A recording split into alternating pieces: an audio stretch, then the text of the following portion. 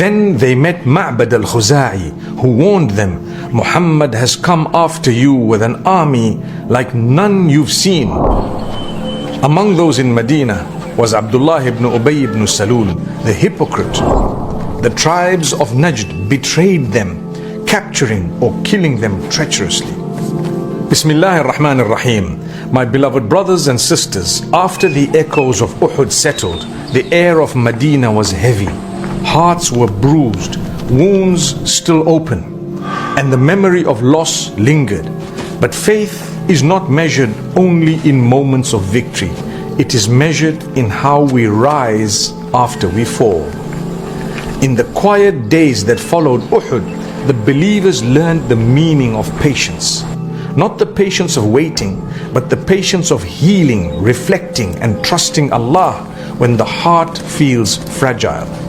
So come with me to the days when the Ummah learned that sacrifice is not only on the battlefield, but in the courage to continue.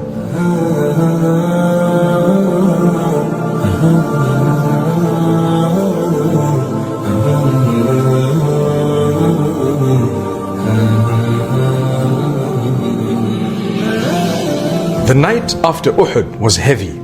Medina lay in silence, its streets filled with grief, its hearts aching from loss. 70 of the Prophet's companions had returned to Allah. May Allah be pleased with them. And among them was the Lion of Allah, Hamza ibn Abdul-Muttalib. May Allah be pleased with him. But the mission was not over. The Messenger of Allah, peace be upon him, would not let despair take root. He called upon his wounded companions and said, none shall go out with me except those who stood at Uhud. And so even the injured rose, some leaning on others, their bandages still fresh, and they marched once more. At dawn, the Prophet, peace be upon him, set forth with determination. He appointed Ibn Maktoum, may Allah be pleased with him, to lead prayer in Medina, and advanced to Hamra al-Asad, 8 miles away. Quraysh, led by Abu Sufyan, had begun to reconsider. They had inflicted losses, yes, but not victory. They debated returning to finish what they started. Then they met Ma'bad al-Khuza'i, who warned them, Muhammad has come after you with an army like none you've seen. Their eyes burn with vengeance. Fear crept into their hearts. Abu Sufyan said, then we shall not return. And he sent a message to Medina through passing travelers, saying, we have gathered again to strike you. When the Prophet, peace be upon him, heard this, he replied calmly, Hasbunallahu wa ni'mal wakil. Allah is sufficient for us, and He is the best disposer of affairs. Among those in Medina was Abdullah ibn Ubay ibn Salul, the hypocrite who had abandoned the army before Uhud.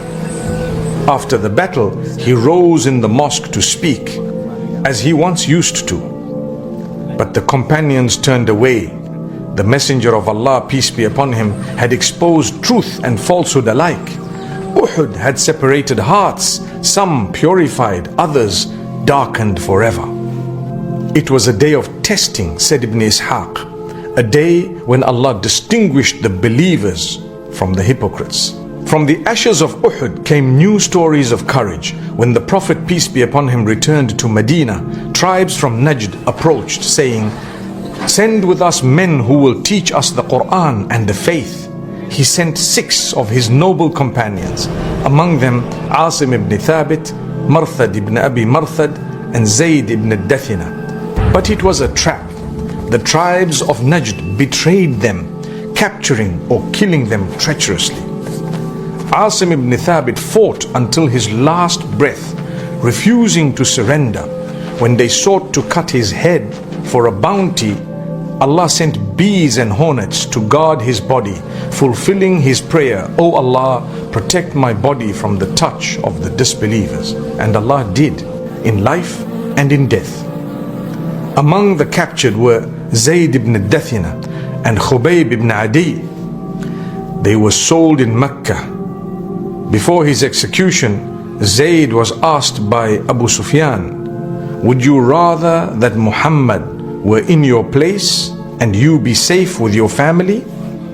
He replied, "By Allah, I would not wish that even a thorn should prick the Prophet, peace be upon him, while I sit among my people."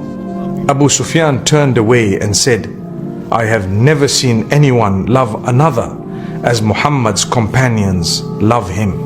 Khubayb, may Allah be pleased with him, before his crucifixion, asked to pray 2 units of prayer, the first to ever do so before martyrdom. He lifted his face to the sky and said, "O Allah, count them one by one, and let not a single one of them escape." And he was executed with peace on his lips and the remembrance of Allah in his heart. As the Prophet, peace be upon him, learned of their deaths, his eyes filled with tears, but his voice remained steady. "Your brothers were sincere," he said. "They fulfilled their pledge to Allah." And verses descended honoring their truth. من المؤمنين رجال صدقوا ما عاهدوا الله عليه فمنهم من قضى نحبه ومنهم من ينتظر وما بدلوا تبديلا. Among the believers are men who have been true to what they promised Allah. Some of them have fulfilled their vow and some are still waiting, but they have never changed. The desert winds carried their memory, the bravery of those who refused to surrender, the patience of those who died teaching the Quran, and the mercy of a prophet, peace be upon him, who never lost hope in Allah's plan. From the blood-stained sands of Uhud to the betrayal of the tribes of Najd, every loss became a verse, every wound a lesson, that faith is not proven in victory, but in steadfastness. And so the wounds of Uhud were not a sign of weakness. They were lessons written into the hearts of the ummah. For Allah does not raise a nation without shaping it. And strength forged in pain becomes strength that cannot be shaken. But even as the believers healed, there were those in Medina whose hearts darkened with envy and resentment. Whispers began to move in hidden corners. Promises were broken and alliances formed in shadows. In the next episode, inshallah, we witness how the Prophet, peace be upon him, faced betrayal with wisdom, justice, and unwavering trust in Allah. Sallallahu ala Muhammad.